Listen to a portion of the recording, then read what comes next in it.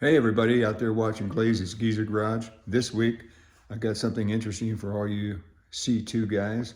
As you guys are well aware, the drip rails on these cars and the gutters, they rust. This week's video I show how to put those on. Hope I showed a little more detail, but I want to go over a couple of things. So let's get into the video. Today I've been out here. I put one shim all the way around on the body mounts and then proceeded to line my doors up. You see, this is real nice. Get up in here, the gap's so big. I got my roof line real nice. A little blending there, but you see my note here? I'm gonna add fiberglass to this to build this out because I want this to be perfect. I want my lines to be perfect. A couple ways I could do this. This particular door fits pretty even all the way up, as you can see here, but the gap is too big. I don't like a big gap. But I can't get the door back any further because the slots in the hinges where you bolt the door on, I'm at the end of it. So I think instead of adding fiberglass all the way down here, I'm gonna hone those holes out on the door hinge and let this slide back maybe another 1/16, and that'll close that up to a real nice even gap. So yeah, this should be a little easier. I'll just pull both hinges out. Actually, the bottom one, the plate in the door moves enough. It's the top one that's stopping me from moving. So I will do that once I get these doors off. But now that I have them on like this, I'm gonna put my drip rails on, I think. I might pull that hinge off and get this door correct before I do that, so I have something to measure by as far as where my drip rails go. So yeah, let's keep moving. So one of the things that happened when I bolted this chassis on was these rear mounts were about a 1/2 inch off the mounts. And I was a little baffled for a while why that was. So let me explain it. The reason that the back mounts were a 1/2 inch high on the body was, if you remember right, I don't know, it was the first video, we found this in the garage. It was 2 or 3 videos later, maybe 4 or 5 videos later, where I showed you the chassis or the frame that was under this car was actually broken half in the middle. I think setting all those years, 25 years, which I think that's why the lady parked it, because the frame was shot. I think this whole body just sagged in the middle. The doors wouldn't even shut. So I think just the memory and the fiberglass over 25 years of heating and cooling stayed in there. So I said, let's just put a bolt in there and draw that down. And it drawed down real nice, kind of helped my door alignment actually a little more. So yeah, that's what was wrong. This body had settled a little bit. So I just basically through brute force with a bolt, I just pulled it down. Didn't crack, didn't do anything, it moved very nicely. So yeah, real happy with that. Where I'm at today is I put the door back on with the proper spacers to simulate the hinge pillar fiberglass.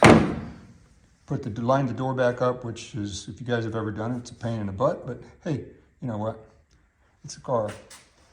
And then what I've done is I've kind of put the drip rail in place, and I've clamped this in place and clamped that in place, but the problem is you can't shut the door. So I'm gonna go ahead and put a self-tapping screw where the previous rivets were to kind of hold this in place. And then remove these 2 clamps, close the door. I have this clamp in place in the front that will not get in the way. Sorry for the light there. So yeah, let's do this. Let's put that self-tapping screw in and then close the door and see how everything lines up. Once I have my drip rail lined up satisfactory with even gaps, I marked where I'm going to do these 5 are rivets. These are spot welds. Might have more than came from the factory, but I want to make sure it's on there good. All right, I have this drip rail all in place. I drilled the holes for the spot welds, and I marked the inside here where I need to grind a little bit for the spot welds. Yeah, I'm real happy with this. I had a little gap here, so I put a little filler piece in right there. You can see I welded. Yeah, it fits up nice. All the gaps are really smooth. Yeah, I'm pretty excited about it. All right, I got this drip mold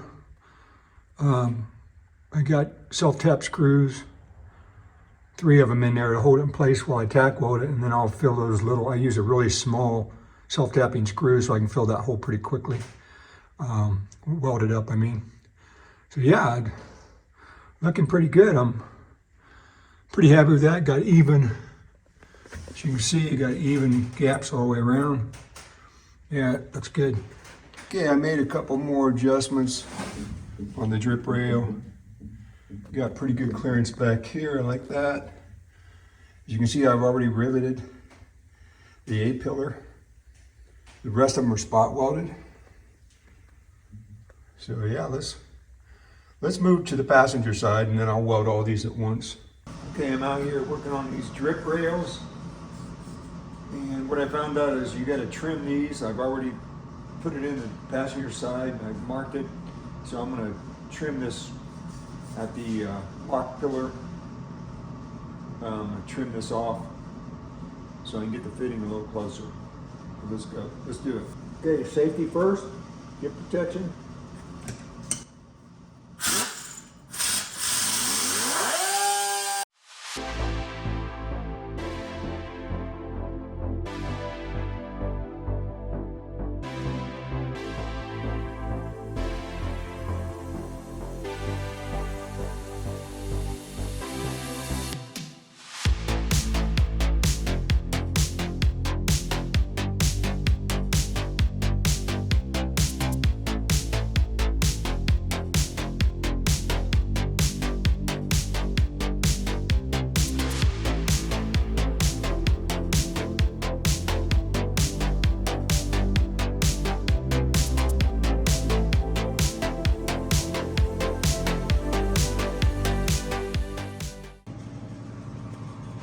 Okay, everybody, it looks like I got it clamped in the right spot. I got a couple self-tapping screws in there. So I'm going to remove this clamp because I can't shut the door with this clamp in. Use 2 clamps. If you clamp one at the top and one at the bottom, you can hold that in the right position with that and still close the door.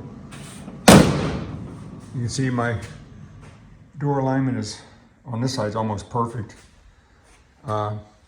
But what I wanted to let you guys know is, you know, Mid-Year Mitch does this, and we don't show you some of the boring stuff we do, but I actually came in and out of this area, I counted, 15 times, adjusting, grinding, before I got this drip rail lined up. So even though we make it look easy, it's a lot of tedious little manipulation of metal and moving things and grinding things to get it better than it was from the factory. But if you look at that drip rail right now, it is lined up, I would say, perfectly. You can do it, guys. You just have to take your time and be patient and just keep lining things up till you get it where you want it. What I'm gonna do now is I'm gonna pre-drill the spot weld holes. I prefer a 1/4 inch. But this thin of metal looks pretty good, so yeah, let's get it done.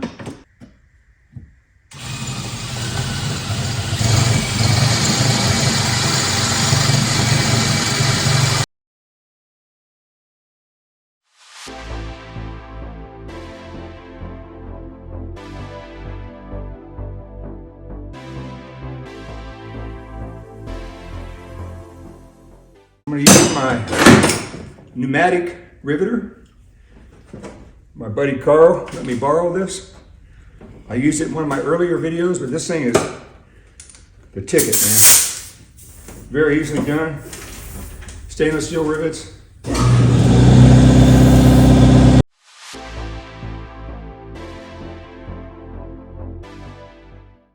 Done. Again, in the video, it looks a little easy, but remember I came in and out of here 15 times, grinding and making adjustments. If you ever watched Mid-Year Mitch's videos, he said the same thing, that you gotta tweak it, you gotta grind, you gotta do this, you do that. That's very time consuming. I really didn't want to show that in a video because it's just trial and error and frustrating sometimes, but that's part of the job. So just beware if you're doing these, it takes a little time, a little finesse, but you can do it.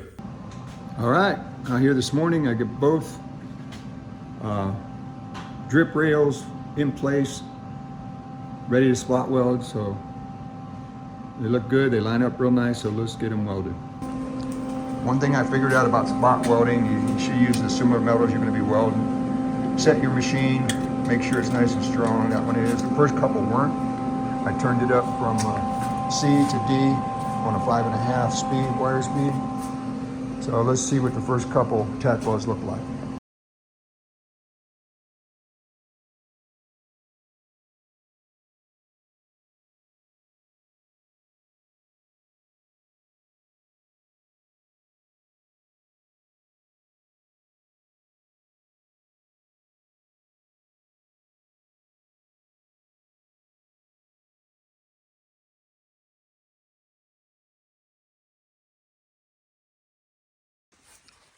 Okay, for the gutter, I guess this is the drip rail, and they call this the gutter. So I'm sure I put too many spot weld holes, but more is better. I marked them here. 2 are the tap cons I put in, but I'll weld those up. Those holes will be welded up. So, yeah.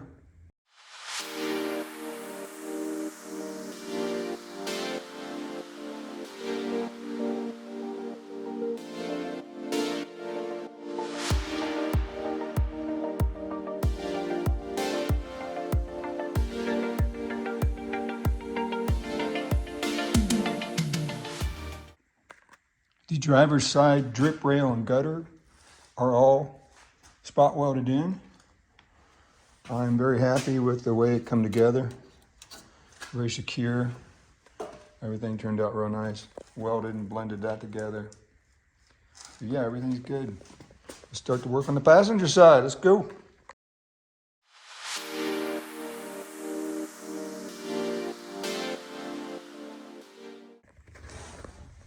As you can see, I have the passenger side done now. I like all the gaps, they're nice and even.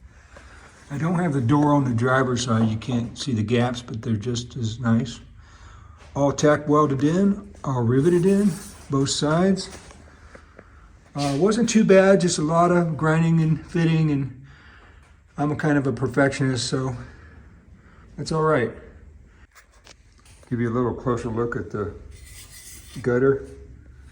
Tack welded on, welded together here. The other side's the same. One of the things I want to point out though is, even though the drip rails themselves are not a lot, but the gutter here, so in order to do that, you have to remove this lock pillar jamb.